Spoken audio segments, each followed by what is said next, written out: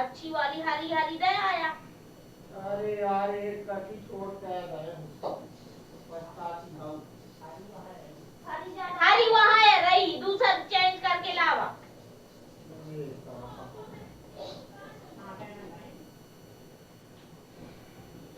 पैसा वैसा देंगे हम। अवस्थी भारत विशाल भौगोलिक विस्तार वाला देश है। इसका क्षेत्रफल 3.28 मिलियन वर्ग किलोमीटर है, जो विश्व के कुल क्षेत्रफल का 2.4% है। उत्तर में यह विशाल हिमालय से घिरा है। पश्चिम में अरब सागर और पूर्व में बंगाल की खाड़ी और दक्षिण में हिंद महासागर है, जो भारतीय प्रायद्वीप के तटों में संलग्न है। विचारणीय बिंदु है भारत और विश्व। भारतीय भूभाग एशिया महाद्वीप के पूर्व और पश्चिम एशिया के मध्य में स्थित है। ट्रांस इंडो महासागरीय मार्ग जो पश्चिम में यूरोप के देशों और पूर्वी एशिया के देशों को जोड़ता है, भारत को एक रणनीतिक केंद्रीय स्थिति प्रदान करते हैं। दक्कन प्रायद्वीप हिंद महासागर में फैला है। इस प्रकार भारत को पश्चिमी तट से पश्चिम एशिया, अफ्रीका और यूरोप, साथ इसके अलावा पूर्वी तट, दक्षिण और पूर्वी एशिया के साथ निकट संपर्क स्थापित करने में मदद मिलती है। हिंद महासागर में किसी देश की तटीय सीमा भारत की जैसी नहीं है। भारत की इसी महत्वपूर्ण स्थिति के कारण हिंद महासागर नाम का इसके नाम पर रखा गया है। भारत के पड़ोसी देश भारत एशिया महाद्वीप के दक्षिण मध्य भूभाग में स्थित है। इसकी सीमा हिंद महासागर को लगती है और इसकी दो सीमाएं बंगाल की सीमा और अरब हिंद महासागर तक फैली हुई है। प्रायद्वीप भारत के समुद्री स्थिति ने समुद्री और वायु मार्गों के माध्यम से अपने पड़ोसी प्रायद्वीप भारत की प्रमुख स्थिति ने समुद्री और वायु मार्ग के माध्यम से अपने पड़ोसी राष्ट्रों को मार्ग प्रदान किए हैं। 7 देश अर्थात उत्तर पश्चिम में पाकिस्तान, अफगानिस्तान, उत्तर में चीन, नेपाल, भूटान, पूर्व में म्यांमार, बांग्लादेश के साथ सीमा साझा करते हैं। भारत के पड़ोसी में अफगानिस्तान, नेपाल, भूटान की किसी महासागर या समुद्र तक पहुंच नहीं है। हिंद महासागर के हमारे पड़ोसी द्वीप श्रीलंका मालदीव स्थित है। श्रीलंका मन्नार की खाड़ी, पाक जलसंधि द्वारा भारत से अलग होता है, जबकि मालदीव द्वीप समूह लक्षद्वीप समूह के दक्षिण में स्थित है। भारत के अपने पड़ोसियों के साथ मजबूत भौगोलिक ऐतिहासिक संबंध रहे हैं। भारत का भौगोलिक विस्तार भारत उत्तरी गोलार्ध में स्थित है। उत्तर से दक्षिण 8 डिग्री 4 मिनट से उत्तर और 37 डिग्री 6 मिनट उत्तरी अक्षांश के बीच लद्दाख से कन्याकुमारी तक लगभग 3200 किलोमीटर है। पूर्व से पश्चिम में 68 डिग्री 7 मिनट पूर्वी देशांतर से 97 डिग्री 25 मिनट पूर्वी देशांतर के बीच अरुणाचल प्रदेश से कच्छ तक लगभग 2900 किलोमीटर है। भारत का मुख्य भाग फैला हुआ है। मुख्य भूमि के दक्षिण पूर्व एवं दक्षिण पूर्व तथा दक्षिण पश्चिम में क्रमशः अंडमान और निकोबार द्वीप समूह एवं लक्षद्वीप समूह, बंगाल की खाड़ी और अरब सागर में स्थित है। इसके अलावा इसकी स्थल सीमा लगभग 15,200 किलोमीटर है। समुद्र है। भारत की समुद्र तट की लंबाई अंडमान निकोबार तथा लक्षद्वीप समूह सहित 7516.6 किलोमीटर। भारत की क्षेत्रीय सीमा तट से 12 समुद्री मील लगभग 21.9 किलोमीटर तक समुद्र की ओर फैली हुई है।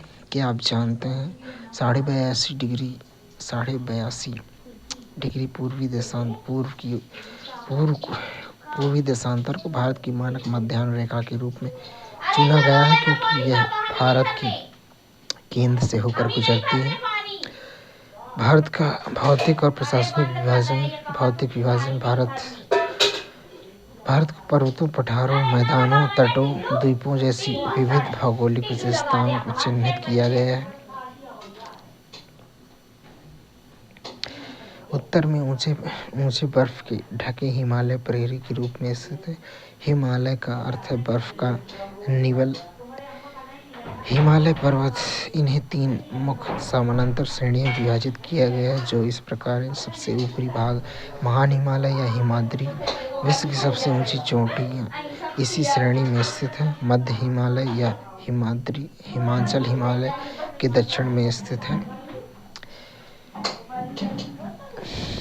यहाँ कई लोकप्रिय हिल स्टेशन स्थित हैं। शिवालिक सबसे दक्षिणी श्रेणी है। उत्तरी भारतीय मैदान यह हिमालय के दक्षिण में स्थित है। ये प्राय समतल होते हैं और इसका निर्माण सिंधु, गंगा, ब्रह्मपुत्र तथा उसकी सहायक नदियों द्वारा लाए गए जलोढ़ निक्षेपों से हुआ है।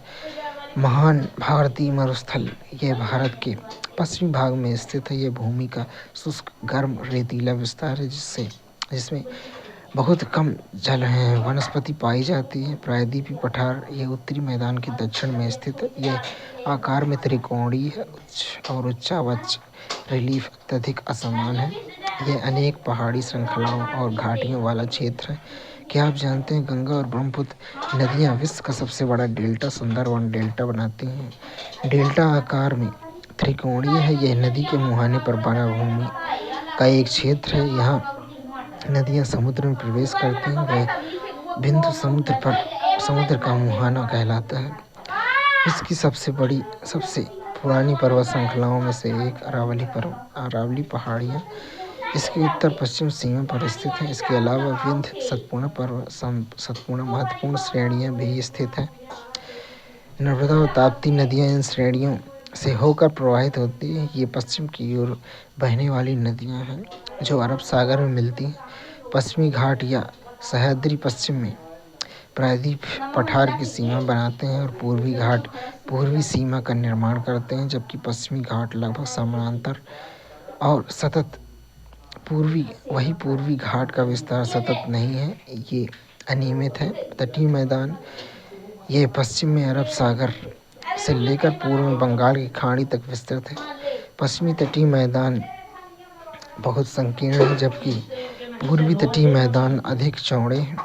महानदी गोदावरी, कृष्णा, कावेरी पूर्व की ओर बहने वाली नदियां हैं जो बंगाल की खाड़ी में गिरती हैं। इन नदियों ने अपने मुहाने पर उपजाऊ डेल्टा का निर्माण किया। सुंदरवन डेल्टा का निर्माण वहाँ होता है जहाँ गंगा ब्रह्मपुत्र बंगाल की खाड़ी गिरती है।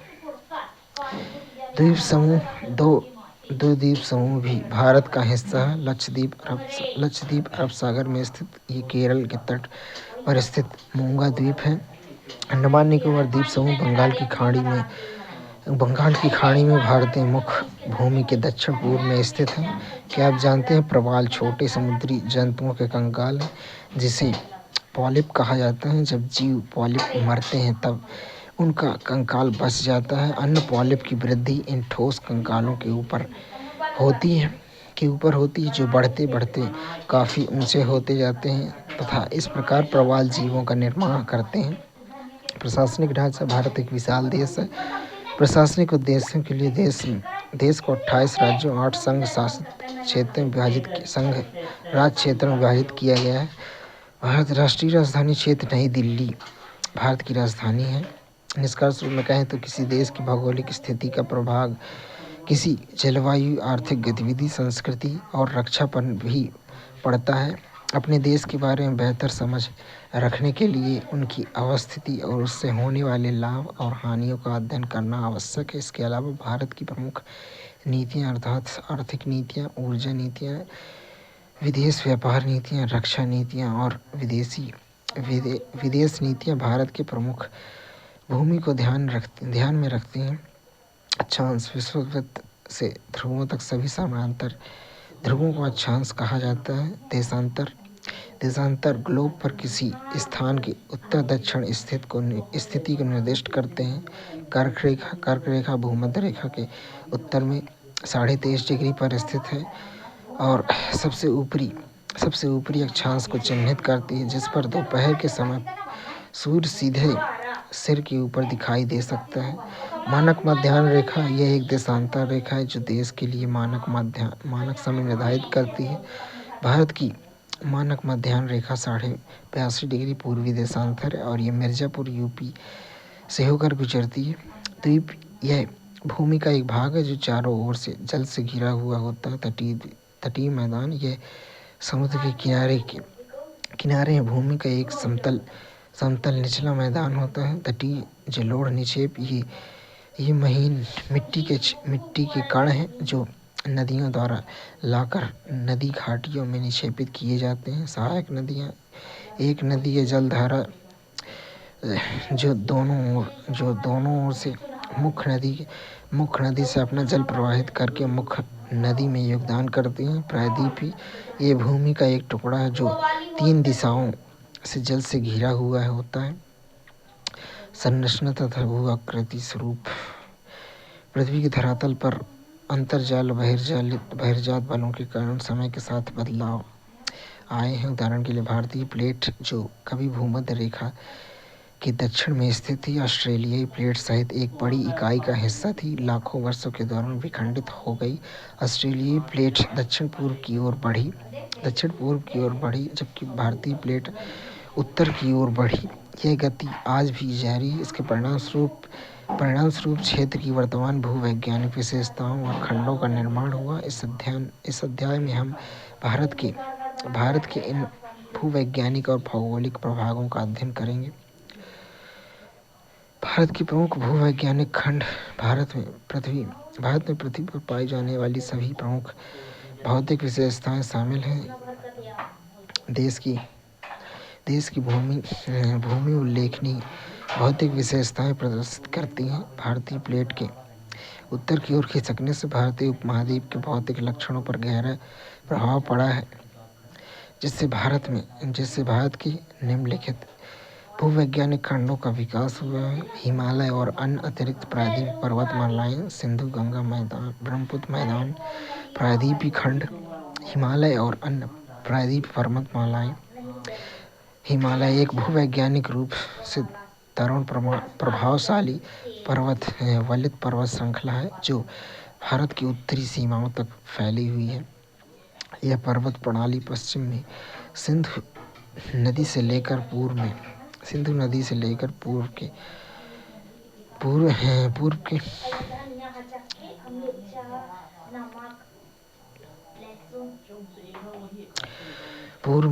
ब्रह्मपुत्र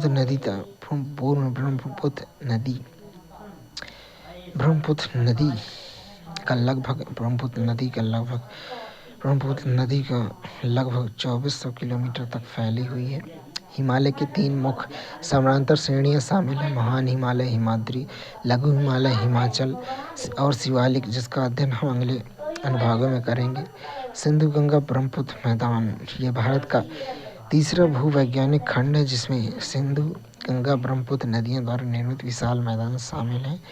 मूल रूप से यह क्षेत्र एक भू अभिनति गर्त है जिसका निर्माण लगभग 64 मिलियन वर्ष पूर्व हिमालय पर्वत निर्माण प्रक्रिया के तीसरे चरण से हुआ था। समय के साथ ये मैदान धीरे धीरे हिमालय और प्रायद्वीपीय नदियों द्वारा लाए गए तलछट से भर गए हैं। इन मैदानों में जलोढ़ निक्षेप 1000 से 2000 मीटर तक की औसत गहराई तक पहुंच गए हैं। प्रायद्वीपीय खंड इसकी उत्तरी सीमा को एक अनियमित रेखा के रूप में परिभाषित किया गया है जो कच्छ से आरंभ होकर अरावली श्रृंखला के पश्चिमी किनारे से गुजरती हुई दिल्ली तक तथा फिर यमुना और गंगा के समानांतर राजमहल पहाड़ियों और गंगा डेल्टा तक जाती है। कार्बी आंगलोंग, मेघालय और राजस्थान भी इसी खंड के विस्तार है। मुख्य रूप से प्राचीन नीस और ग्रेनाइट चट्टानों से बना यह क्षेत्र विवर्तनिक गतिविधि के बावजूद कैम्ब्रिज काल से ही स्थिर बना हुआ है। बड़ी इंडो ऑस्ट्रेलियाई प्लेट का हिस्सा होने के कारण यह विभिन्न ऊर्ध्वाधर हलचलों और भूभ्रंशों से प्रभावित है। उल्लेखनीय भूवैज्ञानिक विशेषताओं में इसमें नर्मदा, तापी और महानदी जैसी भ्रंश घाटियाँ, साथ ही सतपुड़ा, ब्लॉक पर्वत और अरावली, नल्ला माला, जावड़ी, वेलिकोंडा, पालकोंडा, महेंद्रगिरी जैसी विभिन्न पर्वत श्रृंखलाएं शामिल हैं। इसके अतिरिक्त क्षेत्र की पूर्व की ओर बहने वाली नदियां उथली घाटियां बनाती हैं तथा महानदी, कृष्णा, कावेरी, गोदावरी जैसी नदियां महत्वपूर्ण डेल्टा बनाती हैं। विवर्तनिक गतिविधियों के कारण तटीय परिवर्तन हुए हैं, जिससे पश्चिमी तट के कुछ हिस्से जलमग्न हो गए हैं।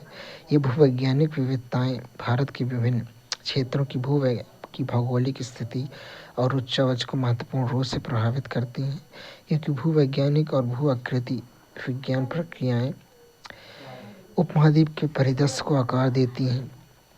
भारत की भू आकृति, किसी स्थान की भू आकृति उसकी भूवैज्ञानिक संरचना, चल रही प्रक्रियाओं और विकासात्मक चरणों का परिणाम है, जो भारत की विविध भौतिक विशेषताओं को प्रदर्शित करता है। उत्तर में पर्वत श्रृंखलाएं, विविध चोटियां, सुरम्य तथा गहरी घाटियों को एक श्रृंखला के साथ एक विशाल ऊबड़ खाबड़ स्थलाकृति है।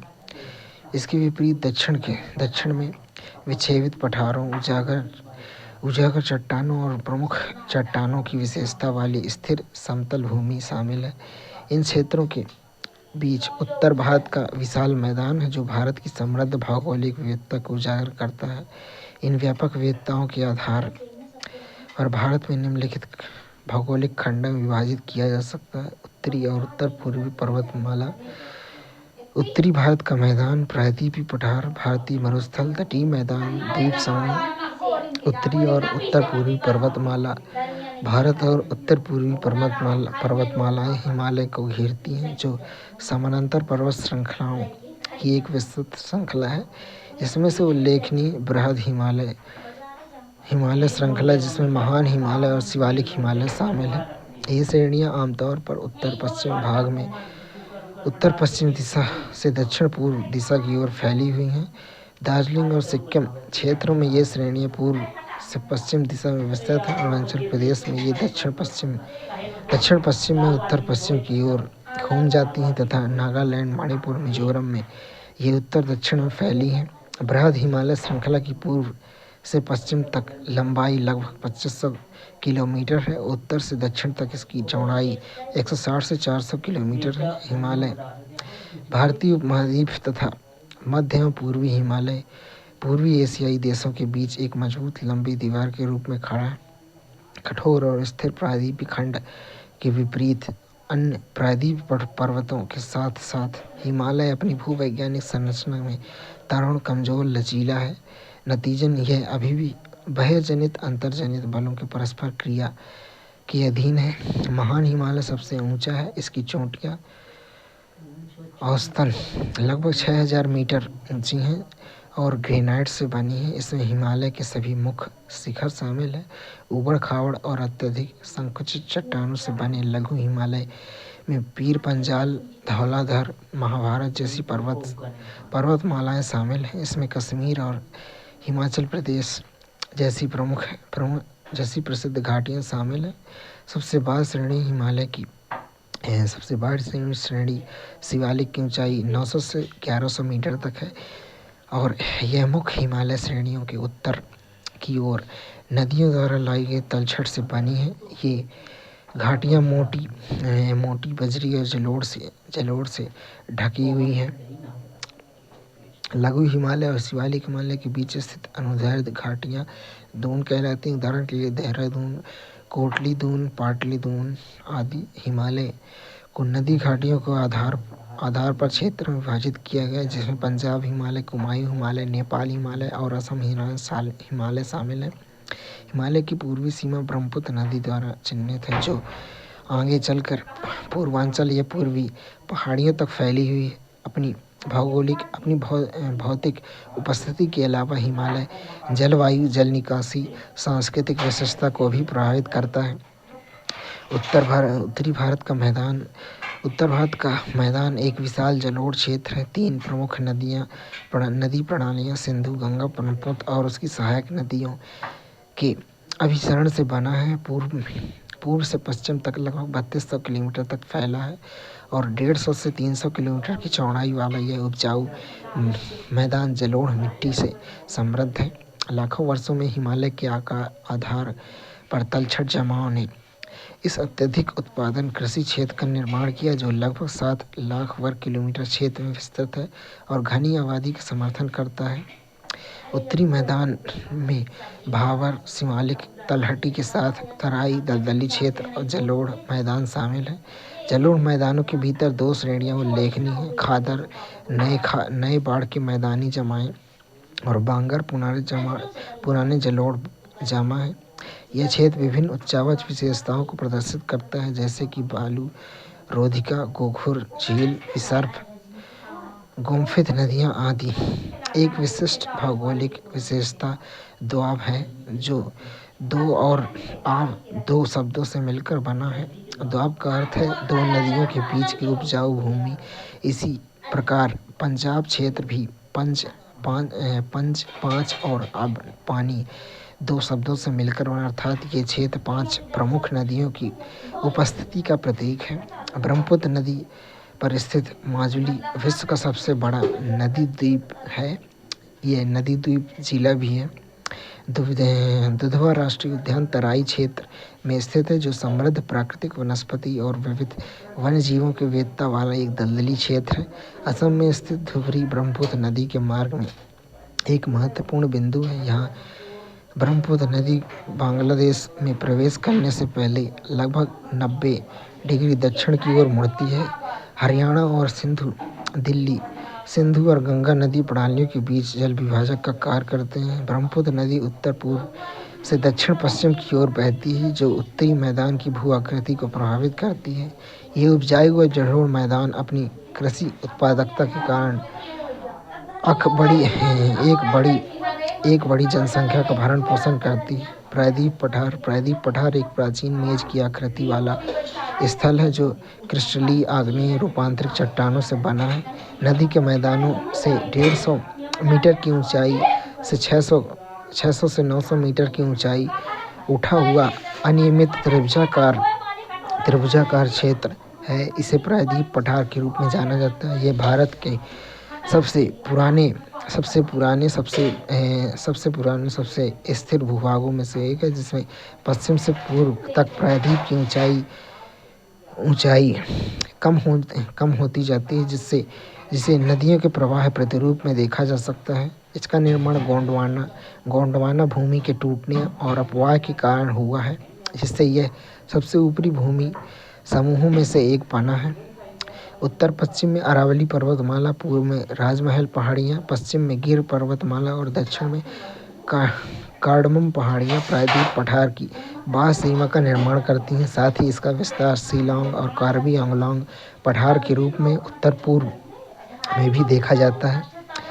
ये हजीराबाग पठार, पलामू पठार, रांची पठार, मालवा पठार, कोयम्बटूर पठार और कर्नाटक पठार आदि की एक श्रृंखला में निर्मित है। इस क्षेत्र की कुछ उल्लेखनीय विशेषताएं: टार ब्लॉक पर्वत, भ्रंश घाटियां, पर्वत स्कंध, नग्न चट्टानी संरचनाएं, टोकरी पहाड़ी श्रृंखलाएं, क्वार्टजाइट भित्तियां शामिल हैं, जो जल भंडार के लिए प्राकृतिक स्थल हैं।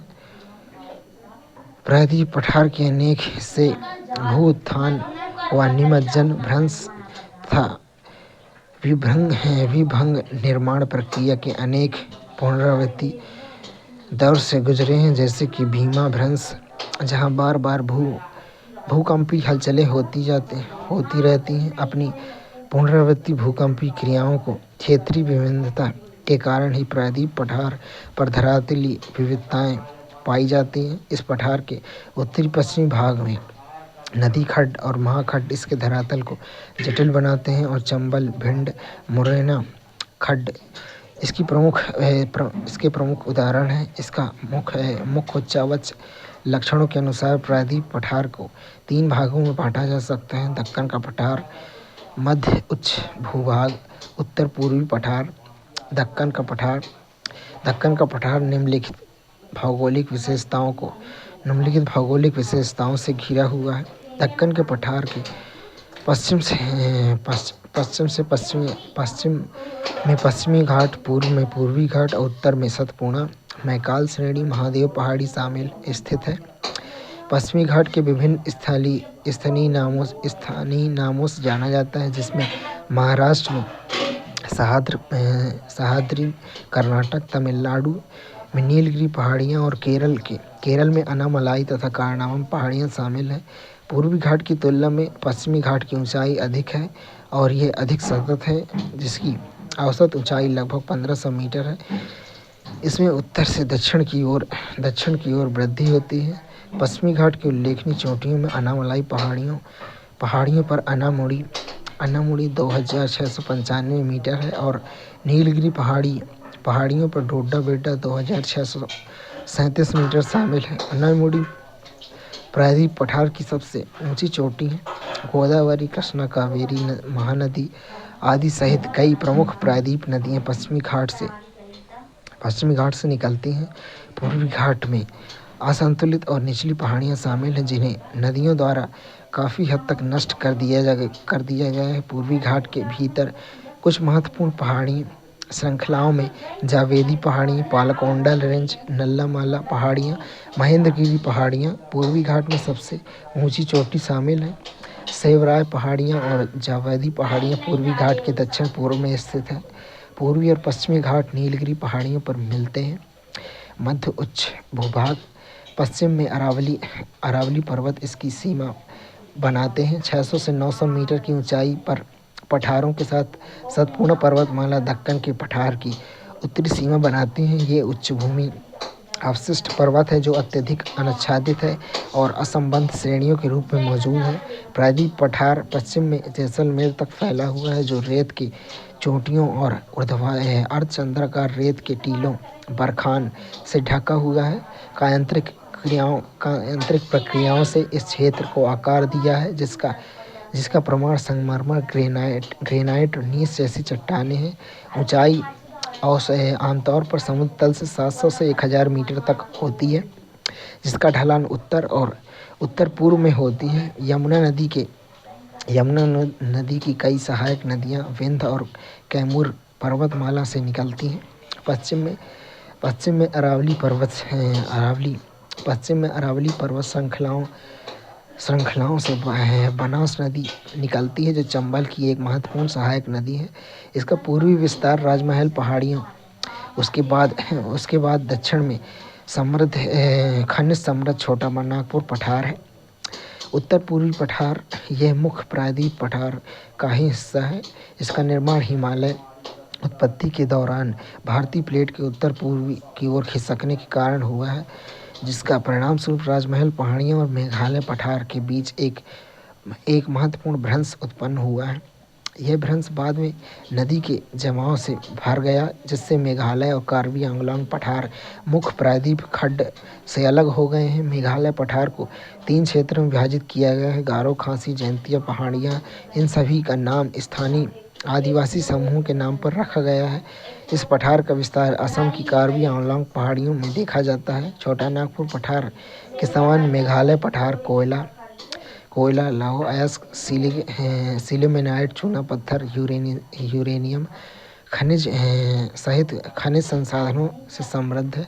इस क्षेत्र में दक्षिण पश्चिम मानसून से अधिकतम वर्षा होती है, जिसके परिणाम स्वरूप सतह का अत्यधिक क्षरण होता है। मेघालय पठार में चेरापूंजी भारी वर्षा के कारण स्थायी वनस्पति आवरण के बिना अपनी नग्न चट्टानी सतह के लिए जाना जाता है। भारतीय मरुस्थल अरावली पहाड़ियों के उत्तर पूर्व में स्थित भारतीय मरुस्थल की विशेषताओं अनुदैर्ध्य टीलों, बरखान, रेतीले मैदानों के साथ लहरदार स्थलाकृति पाई जाती है। बरखान एक प्रकार की अर्धचंद्राकार रेतीले टीले हैं, जो व्यापक क्षेत्र में फैले हैं।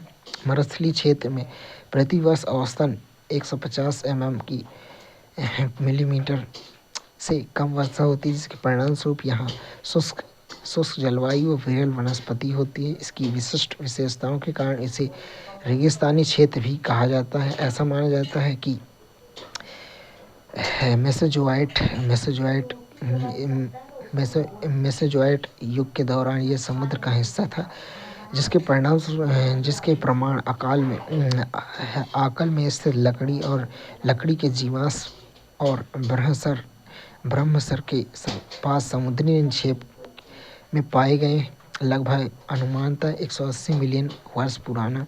यद्यपि इस क्षेत्र में अंतर्निहित चट्टानी संरचना प्रायद्वीप पठार का विस्तार है, तथापि सतह की विशेषताओं को भौतिक अपक्षय वायु की क्रियाओं द्वारा आकार दिया गया है। प्रमुख मरुस्थलीय विशेषताओं में छत्रप चट्टानें, स्थानांतरित टीले, मरुद्यान मुख्य रूप से दक्षिणी भाग में शामिल है। मरुस्थल को उनके झुकाव सिंध कच्छ के रन की ओर ढलान के आधार पर क्रमशः उत्तरी और दक्षिणी भागों में विभाजित किया गया है। वर्षा ऋतु में जल धाराएं थोड़े समय के लिए प्रकट होती हैं, लेकिन अक्सर रेगिस्तान की रेत में लुप्त हो जाती हैं, क्योंकि इसमें समुद्र तक पहुंचने के लिए पर्याप्त जल की मात्रा नहीं होती। इस क्षेत्र में नदियां अधिकतर अल्पकालीन हैं। लूनी नदी इस क्षेत्र में सबसे बड़ी है। कम वर्षा और उच्च वाष्पीकरण जल की कमी वाले क्षेत्र का निर्माण करते हैं।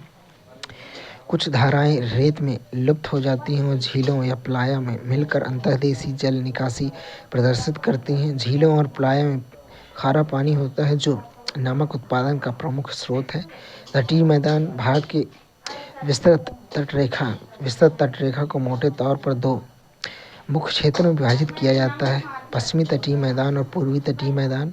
पश्चिमी तटीय मैदान ये मैदान जलमग्न तटीय क्षेत्र हैं जो बंदरगाह विकास के लिए प्राकृतिक परिस्थितियां प्रदान करते हैं। पश्चिमी तटीय मैदान में कोंकण, कन्नड़ मैदान और मालाबार तट शामिल है। ध्यान देने योग्य बात है कि पश्चिमी तट पर स्थित प्रायद्वीप द्वारका शहर जलमग्न हो गया है। इस तट पर प्रमुख प्राकृतिक बंदरगाहों में कांडला, मझगांव, जवाहरलाल नेहरू बंदरगाह, न्यावा सेवा, मोर्मुगोवा, मैंगलोर, कोचीन शामिल है। भौगोलिक दृष्टि से इसका विस्तार उत्तर में गुजरात तट से लेकर दक्षिण में केरल तट तक है। गुजरात की कच्छ और काठियावाड़ तट, महाराष्ट्र में कोंकण तट, गोवा तट और कर्नाटक तट, केरल में मालाबार तट शामिल है। पश्चिमी तटीय मैदान बीच में संकीर्ण और उत्तर तथा दक्षिण की ओर चौड़ा है। इस क्षेत्र में नदियां डेल्टा नहीं बनाती हैं, लेकिन मालाबार तट अपनी मछली पकड़ने, पर्यटन के लिए उपयोग की जाने वाली कयाल बैकवाटर के लिए जाना जाता है। नेहरू ट्रॉफी, वल्लम नौका दौड़ केरल के पुन्नमदा कयाल में आयोजित एक प्रसिद्ध कार्यक्रम है। पश्चिमी तटीय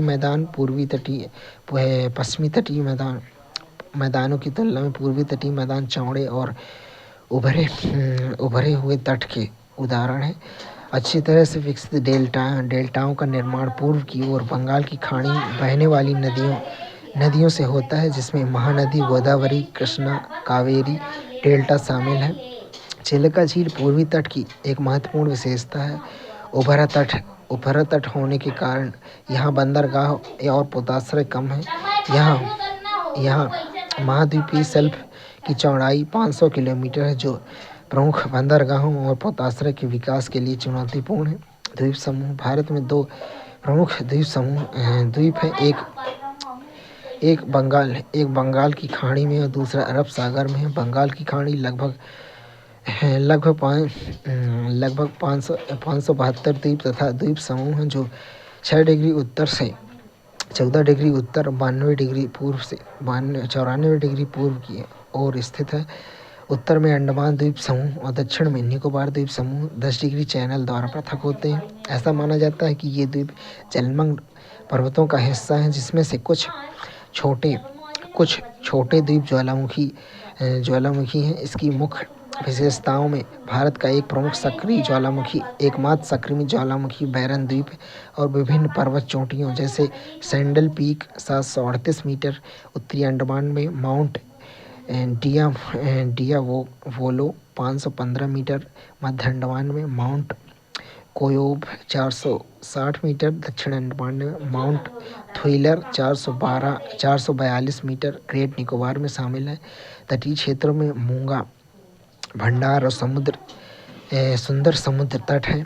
इन द्वीपों में संवहनी वर्षा होती है, भूमध्य रेखीय वनस्पति पाई जाती है। 2004 हिंद महासागर सुनामी एक विनाशकारी प्राकृतिक आपदा थी जिसने अन्य क्षेत्रों के अलावा इन द्वीपों को भी प्रभावित किया, जिसमें महत्वपूर्ण क्षति हुई।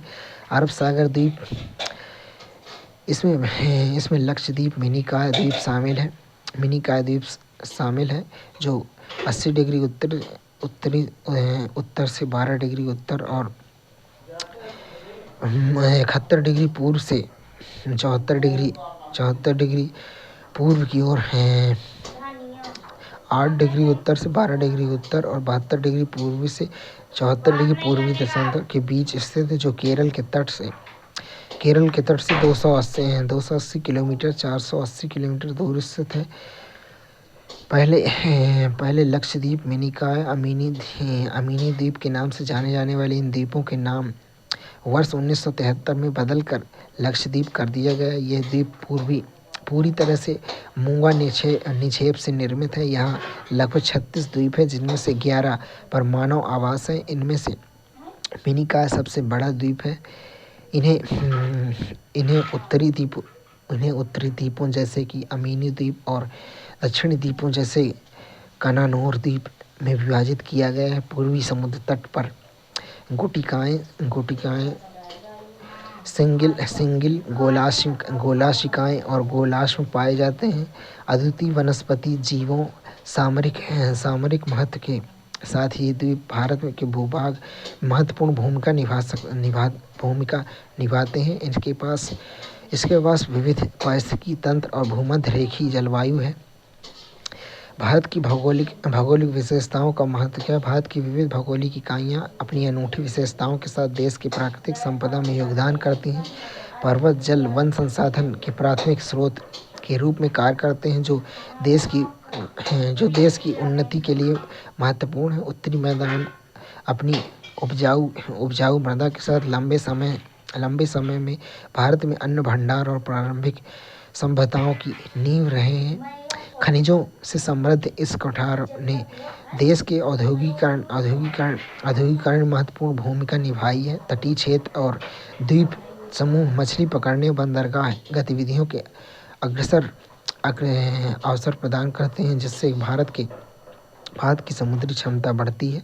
निष्कर्ष रूप में कहें तो जिन विभिन्न भौगोलिक इकाइयों पर हमने ऊपर अध्ययन किया, उनका विस्तृत विवरण प्रत्येक क्षेत्र की अनूठी विशेषताओं पर प्रकाश डालता है। ये क्षेत्र एक दूसरे के पूरक हैं और भारत के प्रचुर संसाधन में समृद्ध हैं।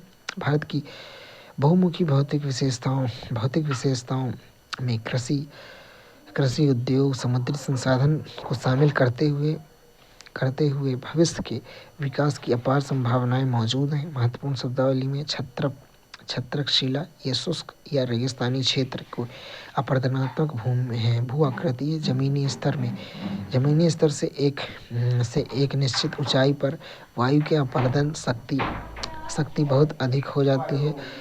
प्रतिरोधी चट्टानें छत्रप का आकार ले जाती हैं। इसका शीर्ष बड़ा और स्तंभाकार होता है। डाइक भूमि के नीचे यह चट्टान की एक सीट और पहले से मौजूद चट्टान के टुकड़े बनाती हैं।